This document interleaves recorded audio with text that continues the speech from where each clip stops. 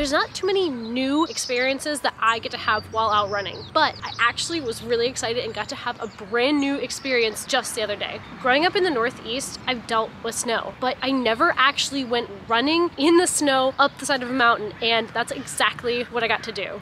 Tackling new challenges is just one of those things I love about being a runner, and I actually had an extra level of challenge because at this point I was only 3 weeks out from my 100-mile race, and at that point my foot was still a little bruised, still just not feeling 100%, so I was hoping that running on the soft fluffy snow was going to be a little bit easier and just give me a little bit of relief from the pain that I had been feeling and hopefully go on a pain-free run. We drove up to Truckee, which is just on the northern-western side of Lake Tahoe, and we decided to climb Castle Peak, which is about 9,104 feet above sea level, and the route that we were doing had just around 2,000 feet of elevation gain. The weather was in the 40s and it was sunny, but it had snowed 6 inches the night before and had already had a pretty good base there, about a foot or so. So starting out, I was a little worried because the snow was super packy and a little slick. Luckily, we did bring spikes for our shoes, which makes it so much easier to run, and it's easier to rip into that snow so your foot doesn't move around a lot, and that definitely helped going up the hill. Having run in the sand quite a bit, I know that if you shorten your stride and slow down, it's gonna make it a lot easier to run on. And if you land flat on your feet rather than on your heel or on the balls of your feet, you're not gonna be sinking in as much. You're just kind of landing a little bit flatter and can push off much easier.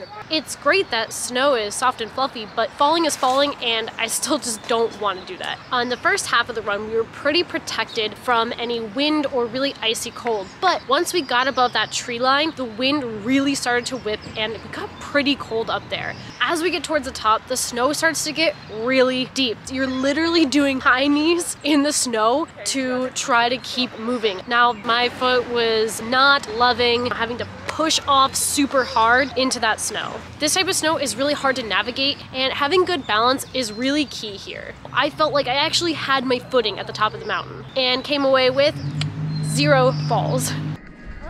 Now that super packy snow, the snow that I like to say is the best for making snowballs and snowmen, was towards the bottom. As we got to the top, the snow was really light and fluffy, and while that sounds really pretty, that light fluffy snow is almost impossible to get your grip on. You really have to make sure that you're taking super intentional steps and slowing down, because one wrong move and you could be going down hard.